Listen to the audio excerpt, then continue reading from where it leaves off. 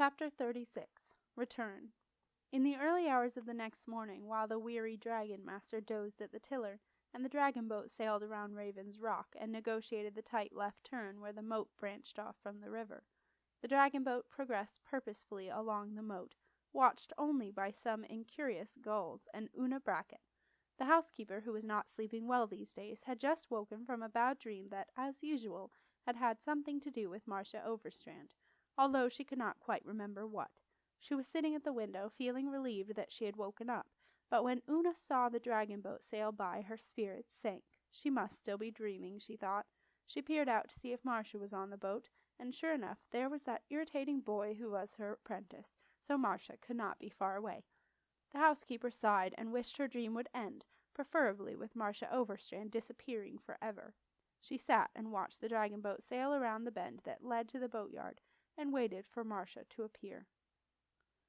The boatyard was deserted as the dragon-boat drew up to the pontoon. Nico jumped from the prow with a thick azure-blue rope in his hand, planning to secure her to a large post as she came to a halt, but the dragon-boat appeared to have other ideas. "Whoa!" yelled Nico, running to keep pace with the boat's progress along the pontoon. "Stop her, Sep! She's overrunning!" Septimus was wide awake now. "She won't stop, Nick. Jen, tell her to stop." There was a splash as Nico forced to let go of the rope, to avoid being dragged into the water. Septimus started to panic. How do you stop a boat, especially one that appeared to have a mind of her own? Jenna called back to Septimus. "She says she's not there yet, Sep." "Not where?" Septimus yelled, as the dragon-boat carried on toward a deserted cutting at the far end of the boatyard, a dead end that was known as the Cut. "Not where she will be safe," Jenna replied. "Hang on, Sep. She's going in here." The dragon-boat made a wide arc out into the moat, and then turned so that she was facing straight into the Cut. Nico caught up and ran alongside them. Now, ahead of the dragon-boat was the dead end of the Cut, the unyielding castle wall, and Nico knew that the dragon-boat was traveling too fast to stop. They were going to hit the wall. Helplessly, he yelled, "Stop! Stop her, Sep!" But Septimus could do nothing. The dragon-boat was ignoring the dragon-master. At the prow, Jenna saw the great mass of Rahl rear up before them, threw herself onto the deck, and waited for the inevitable crash. "Whoa!" Jenna heard Nico's yell of astonishment, and felt the air suddenly chill and darken. A smell of underground dampness hit her nostrils, and as she dared to look up, the dragon-boat came to a halt, inside the castle wall, in a vast vaulted lapis lazuli cavern. Jenna picked herself up from the deck, and whistled under her breath. "You can open your eyes now, Sep," she said. "The dragon-boat's come home." On the other side of the boatyard, a candle flared to life in the window of a small ramshackle hut. Janet Martin was suddenly awake. A moment later, the door to Janet's shack opened, and the flickering flame disappeared as her candle dropped from her hand. What in the name of Neptune is that?" Janet gasped. She set off across the yard like a fox after a rabbit, leaping over the boats and the boatyard clutter, and a few moments later she was standing next to Nico, lost for words. Janet surveyed an incredible new dimension to her beloved boatyard. Granted, it was a little ostentatious for Janet's simple tastes. She herself would never dream of lining such a gigantic boathouse in lapis lazuli of all things, and she most certainly would not have gone to the trouble of drawing all those funny little pictures over it, and as for the gold inlay around the door, well, that was just plain silly. But Janet could see that it was a truly astounding space, and within it lay an incredible boat. Janet was not given to emotion, found herself a little overcome, and had to sit down suddenly on an upturned dinghy. "Nico," Janet said faintly, is this something to do with you? Did you find this?" "No, the dragon-boat found it." She knew! Nico ran out of words. He could not get the image out of his head. The dragon-boat, head held high, heading fast, too fast, along the Cut, and then, as he stared in horror at the thick castle wall looming before her, Nico had seen a brilliant flash from a gold disc set high up in the wall that he had never noticed before. The dragon had breathed a ribbon of fire from her nostrils, and as the flames touched the gold, the seemingly solid stones had melted before her, and the stunning lapis lazuli cavern had been revealed. Nico had watched the dragon-boat glide serenely inside and come to a gentle halt. It was the most wonderful thing that he had ever seen. He only wished Janet could have seen it too. Septimus and Jenna clambered out of the dragon boat and walked carefully along the marble walkways on either side of the dragon house. They joined Nico and Janet outside, and silently all four watched the dragon boat settle herself like a swan on her nest into the safety of the dragon house. "You know," said Janet after a while, "once, when I was a girl, I read about something like this. I was a bit of a tomboy, and my aunt gave me a wonderful book. Now, what was it called? Oh yes, I remember. 100 Strange and Curious Tales for Bored Boys. Got me interested in boats, that did. But of course, it can't be the boat I read about." "Well," Septimus said quickly, "that was just a story." Janet shot him a glance, remembering that he was Marsh's apprentice. "Yes," she said quickly, "of course."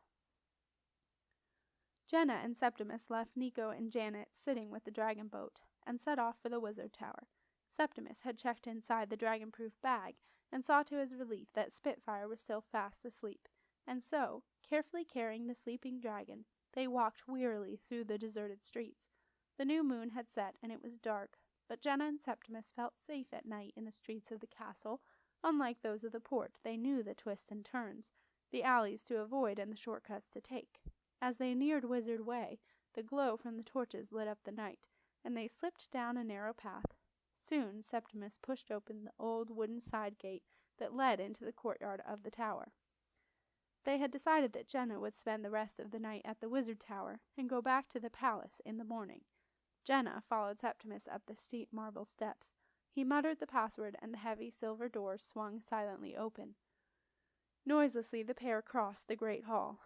Jenna glanced down to see the words, "Welcome, Princess and Apprentice. Upon your safe return, welcome. Spitfire," flickering in subdued nighttime colors across the floor. The inside of the tower felt as strange as always to Jenna. The strong smell of magic in the air made her feel slightly giddy, and although she was aware of being surrounded by magical sounds, she could not hear them properly. It was as if they'd just out of reach. Jenna picked her way across the floor, which felt as though she were walking across sand, and followed Septimus onto the silver spiral stairs. As the steps began to move upward, both she and Septimus wearily sat down for the long journey to the top of the tower. The spiral stairs were in nighttime mode, which meant they traveled slowly and silently. Jenna dozily rested her head against Septimus's shoulder and counted the floors as they went up. A dim bluish-purple haze lit each floor, and the gentle sound of snoring drifted from one or two of the older wizards' rooms. As they approached the 20th floor, Jenna and Septimus stood, ready to step off.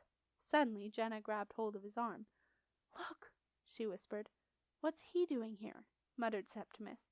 Silently, he and Jenna stepped onto the landing and tiptoed toward Marcia's massive purple front door. A thin figure wearing brown robes edged with the blue flashes of a sub-wizard, and an oddly shaped plaid hat with ear-flaps tied under his chin, was sitting on a small wooden chair outside the door, his head drooping as he slept. "Who is it?" whispered Jenna. "Catchpole," hissed Septimus. The figure suddenly snapped awake. "Yes, yes," he said, looking around, confused. He caught sight of Septimus. "What do you want, 412? he barked. Septimus jumped to attention. He couldn't help it. It was, for an awful moment, as if he were back in the young army, again being shouted at by the disgusting Catchpole. Suddenly Catchpole remembered where he was and, with a feeling of horror, who Septimus now was. Excuse me, apprentice. I wasn't thinking. Very sorry. No offense meant." Septimus still looked shocked, so Jenna said politely, "We're staying here tonight. Would you let us in, please?" Catchpole peered into the gloom. His eyesight was not good, which was one of the many reasons he had been no good as a deputy hunter, and he had not realized anyone was with Septimus. When he saw who she was, he jumped up, sending the chair clattering to the ground. "Oh, goodness, it's so sorry, Princess. I didn't see you."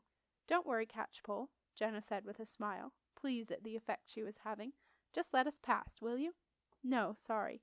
Under orders to let no one through the door. Security measures. Sorry. Really terribly, terribly sorry about that," Catchpole said anxiously. "Why?" asked Jenna. "I'm just following orders, Princess." Catchpole looked wretched. Septimus had had enough. "Oh, buzz off, Catchpole," he said. "We're going in whether you like it or not." He stepped forward, and the heavy purple door recognized the apprentice. It swung open, and Jenna followed Septimus into Marcia's rooms, leaving Catchpole wringing his hands in despair. It was pitch black inside. "Why wouldn't Catchpole let us in?" Jenna whispered. "You don't think something awful has happened, do you?" Septimus stood quietly for a moment while the glow from his dragon ring grew brighter. He was listening hard. "No," he said. "I can't feel any dark stuff. Well, no more than the usual shadow. And I can hear— Yes, I'm sure I can hear Marcia breathing. Listen." "I can't hear a thing, Sep," Jenna whispered. "No? Oh well, I suppose not. I'm learning to hear human breath from beyond. It's how Dad found you, you know, and how Marcia found me under the snow. I'm not that good yet, but I can easily hear Marcia." "Oh, but how do you know it's not the shadow breathing?" "Easy peasy. The shadow doesn't breathe, silly. It's not alive, and it's certainly not human." Hearing that did not make Jenna feel any better. "It's a bit dark in here, Sep," she said. Septimus touched a candle beside the great stone fireplace. It flared to life, casting dancing shadows across the wall and illuminating the shadow safe, which lurked in the corner like a gigantic spider awaiting its prey. Jenna shivered. The shadow safe was creepy. There was something about it that reminded her of the observatory. "You cold, Jen?" asked Septimus. He clicked his fingers, and some small kindling sticks jumped into the fireplace and set fire to themselves. Then a couple of big logs heaved themselves out of the log basket, thumped down on top of the kindling, and obligingly burst into flames. Soon the warm firelight filled the room, and Jenna began to feel less spooked. "Come on," said Septimus. "You can have the visiting wizard's room. It's really nice. I'll show you."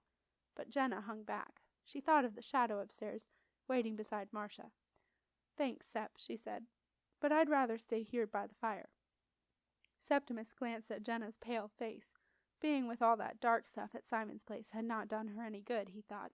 "Okay, Jen," he said. "I'll stay with you." Some time later, a tall figure stood in the doorway and saw two forms asleep under a pile of her best purple blankets. Marcia lingered for a moment and smiled. That irritating ex-message rat had been right. They were safe. Well, of course she had known it all along, but even so, it was good to see them back again. Marcia tiptoed away. The shadow lingered and cast a malevolent glance at the two sleeping figures, its eyes briefly flaring a dull yellow, and then it turned and followed Marcia back up the chilly stone stairs.